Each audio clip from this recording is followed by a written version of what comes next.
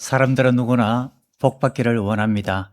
그런데 우리 그리스도인들은 무엇이 복인가를 성경적으로 바로 이해할 필요가 있습니다.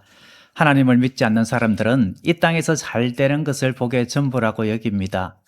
건강의 복, 재물의 복, 그리고 성공의 복, 관계의 복, 명예와 권세, 권력을 얻는 것을 복의 전부로 생각합니다. 이것도 복은 맞습니다. 하나님께서 우리 믿음의 사람들에게도 이러한 복을 주십니다. 그런데 이런 것은 물질적인 복에 불과합니다. 성경에서 말하는 가장 큰 복은 하나님과 함께 하는 것입니다. 하나님을 경외하며 하나님과 동행하는 것입니다. 그리고 하나님께서 주시는 은혜를 누리며 살아가는 것입니다. 아무리 많은 물질을 가지고 있고 세상 사람들이 복이다라는 것을 간직하고 있다라고 할지라도 하나님과 관계가 없으면 그것은 그 사람은 진정한 복을 누리지 못하는 사람입니다. 예수님께서는 팔복을 통하여 하나님 나라의 복을 말씀하셨고 주님의 마음으로 인격적인 복을 말씀하셨습니다. 예수 그리스도로 인하여서 우리의 마음이 심령이 가난한 자가 되고 애통하는 자가 되고 온유한 자, 의에 줄이고 목마른 자, 그리고 긍휼히 여기는 자, 마음이 청결하고 의를 위하여 박해를 받고 핍박을 받는 것을 즐거워하는 그러한 사람, 이러한 모습 또한 하나님께서 주시는 복입니다. 성경은 하나님께서 주신 복을 받은 사람은 아무리 땅에서 물질이 부족할지라도 환난과 어려움이 있을지라도 참으로 주님과 함께하는 자이므로 복된 인생이다라고 말씀하고 있습니다. 그러므로 사랑하는 성도 여러분, 우리가 신앙생활하면서 잊지 말아야 할 것이 있습니다. 기억해야 할 것이 있습니다. 바로 하나님의 은혜입니다. 따라서 해보겠습니다. 하나님의 은혜를 기억합시다. 하나님의 은혜를 기억합시다. 하나님께서는 우리에게 이미 신령한 복을 주셨습니다.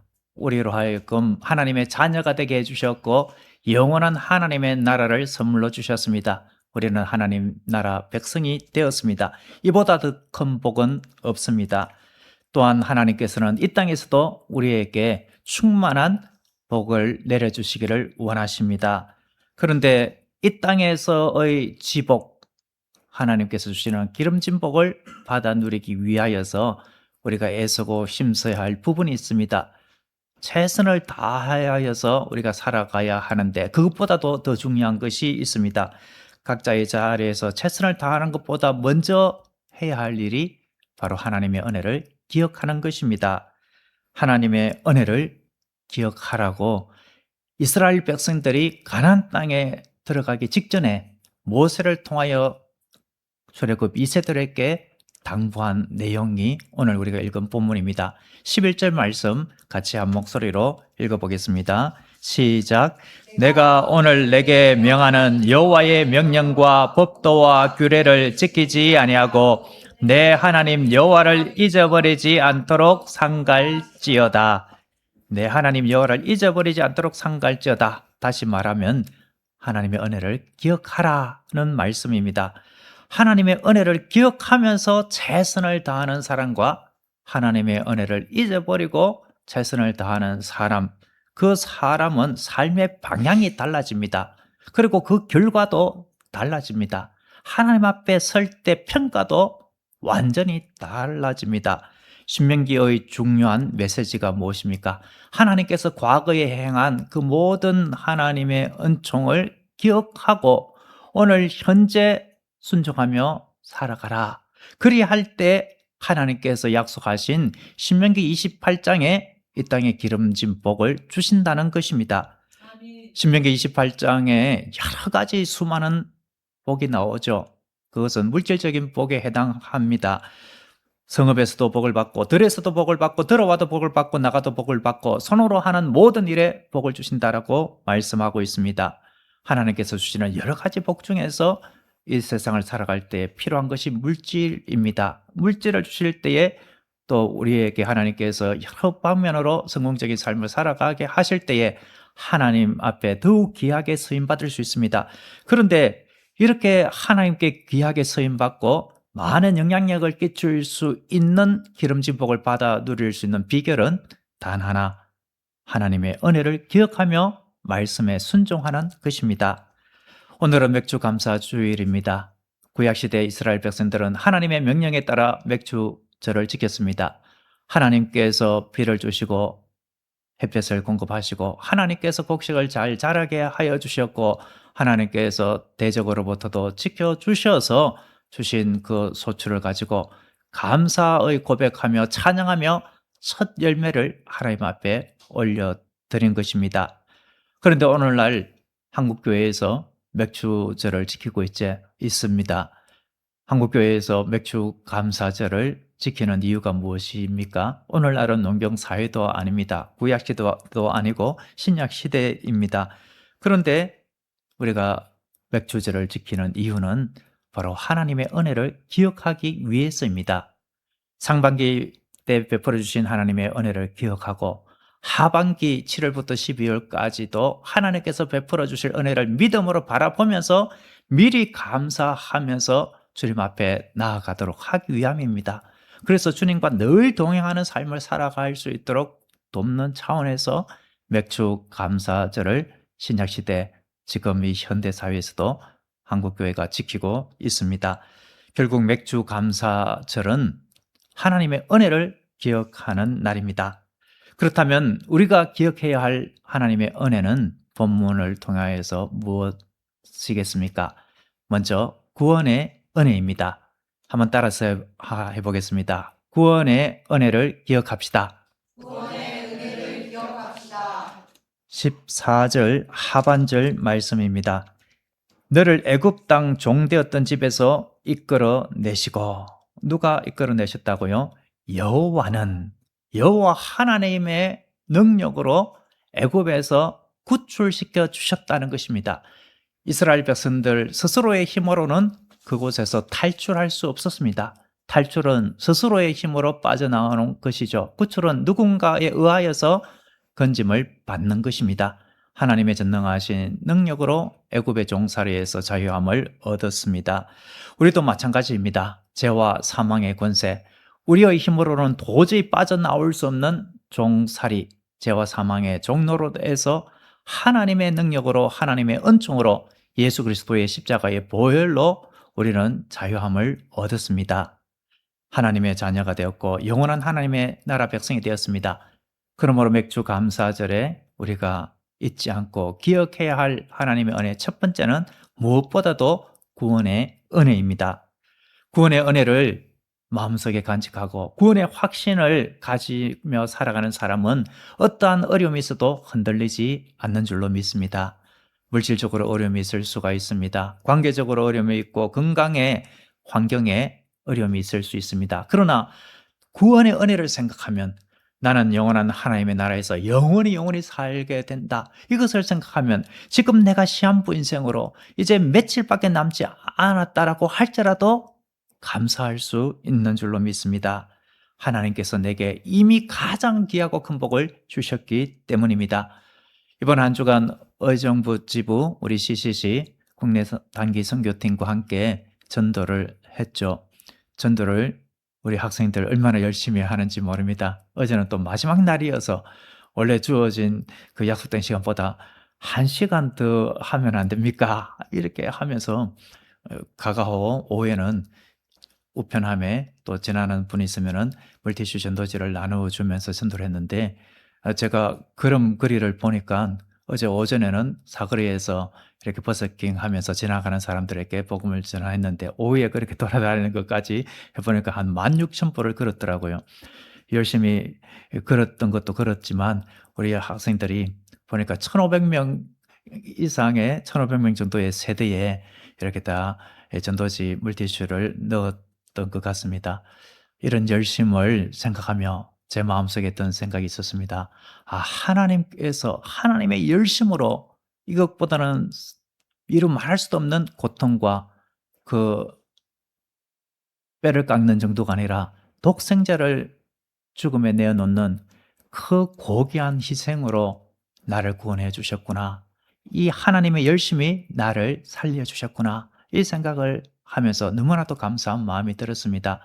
그리고 한 영혼의 소중함을 어제 평가회를 통하여서 다시금 또 확인하게 되었습니다. 평가회를 밤늦게까지 저녁 아주 늦게까지 다 했는데 한 형제분이 졸업하신 분이 참석을 하시면서 같이 일정을 같이 했는데 그 형제분이 한 영혼의 소중함을 느끼는 시간이었습니다. 이런 은혜를 나누었었습니다.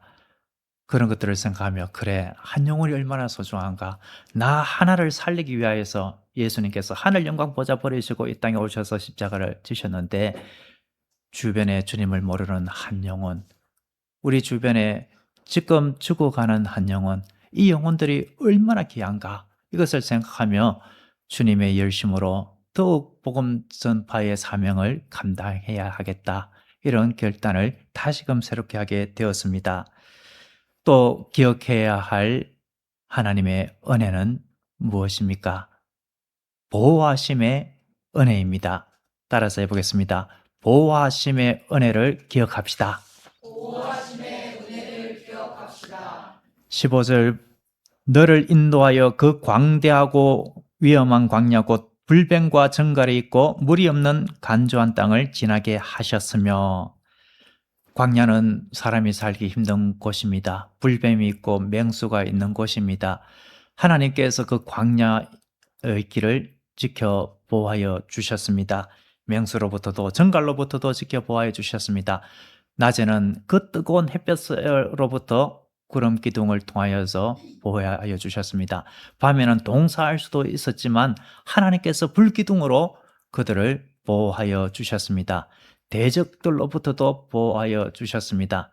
그들의 마음의 낙심, 이런 것들이 사탄의 공격으로, 악한 영들의 공격으로 무너지지 않도록 지켜 보호하여 주셨습니다.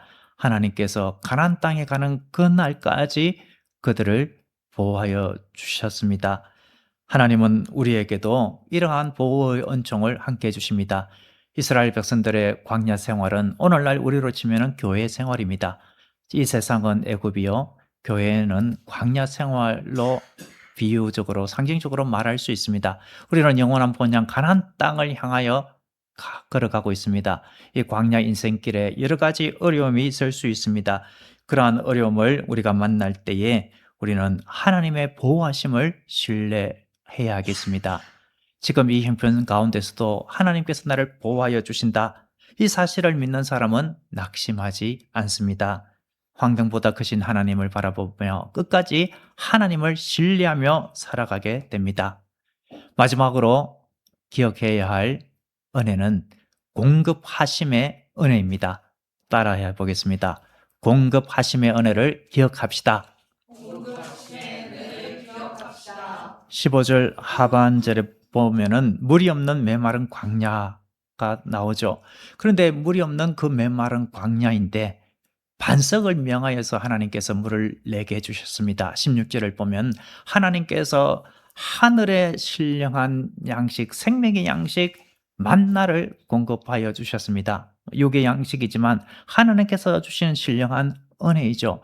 가나안 땅에 도착하기 전까지 하나님께서 39년 11개월 동안 만나를 내려주셨습니다. 첫 한 달은 애굽에서 가지고 온 양식, 그 양식이 떨어진 순간부터 가나안 땅에 도착하기까지 하나님께서 공급해 주셨습니다.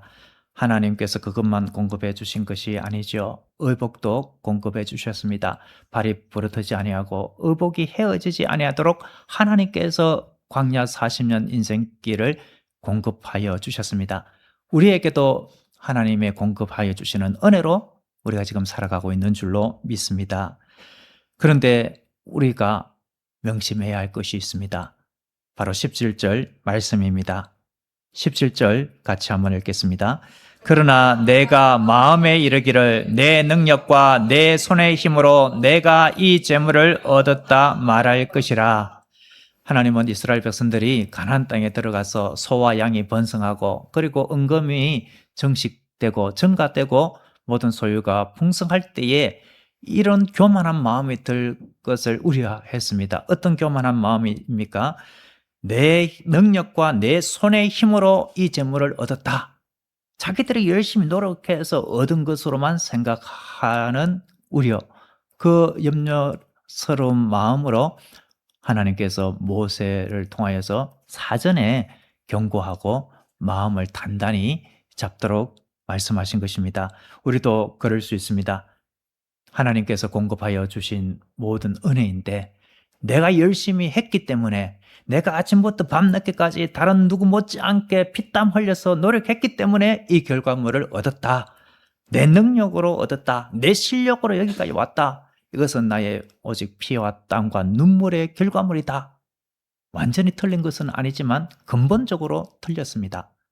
하나님께서 오늘 하루 나의 생명의 그 공급을 끊어버리시면 내가 이 땅에 존재할 수 있습니까? 하나님께서 수많은 재난과 교통사고 이런 것으로부터 하나님께서 나의 그 생명줄의 연장을 끊어버리시면은 아무것도 아닙니다. 하나님께서 우리에게 총기, 지혜 이런 것을 주셨는데 이 공급을 끊어버리면은 아무것도 아닙니다. 요양원에 근무하시는 분의 말씀을 들어보니까 50대 나이인데 요양원에 오신 분이 있대요. 여자분인데 치매가 심해서 어떻게 뭐 밥을 먹고 뭐를 해야, 옷을 입고 뭘 해야 되는지도 까먹어버리고 그런 상태랍니다. 총기가 있어도 하나님께서 그 총기를 거두가 버리시면 재물 얻을 능력, 그런 능력이 있겠습니까? 재물 얻을 능력, 여러 가지 공급받을 수 있는 그 모든 능력도 하나님께서 주셨다라는 것입니다. 아멘. 하나님께서 건강 주셨고, 지식 주셨고, 일할 수 있는 그 마음도 주셨고, 열심도 주셨고, 그 모든 환경도 함께 주셨기에 이스라엘 백성들이 가나안 땅에서 재물을 얻고 풍요를 누릴 수 있었다는 것입니다. 하나님의 공급하심의 은혜를 기억하는 사람은 하나님께서 이 모든 것을 주셨다, 모든 것이 하나님의 은혜입니다, 이것을 고백하고 감사하는 사람입니다. 그래서 하나님께서 18절에 이 말씀을 하는 것이 아닙니까? 18절 같이 한번 읽어보겠습니다. 내 하나님 여호와를 기억하라. 그가 내게 재물 얻을 능력을 주셨음이라. 이같이 하심은 내 조상들에게 맹세하신 언약을 오늘과 같이 이루려 하심이라. 하나님께서는 더욱 귀하고 풍성한 은혜와 복을 주시기를 원하고 있습니다.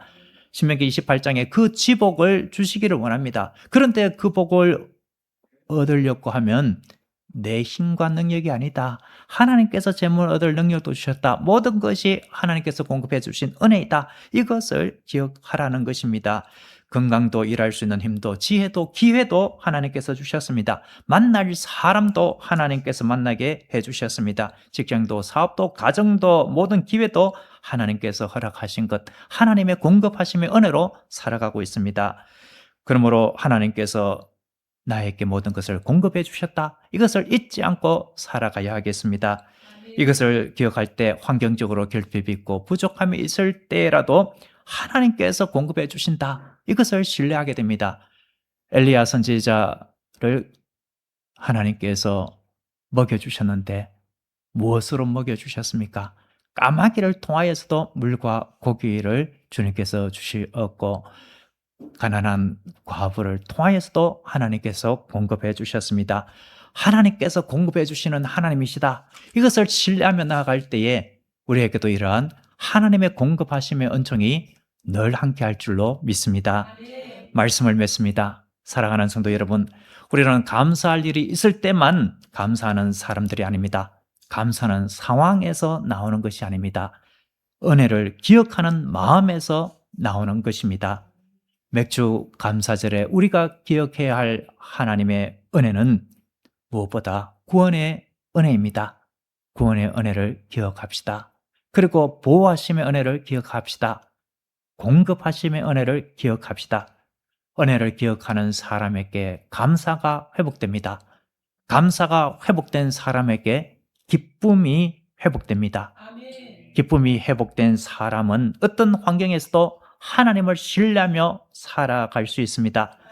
우리가 하나님의 은혜를 기억하고 감사하며 최선을 다할 때에 하나님께서 주신 이 땅의 기름진 복도 임합니다. 삶이 행복해집니다. 사람들을 앞에서 하나님 앞에서 인정받고 존중받게 됩니다. 많은 사람들에게 선한 영향력을 끼치며 하나님의 축복의 통로가 됩니다.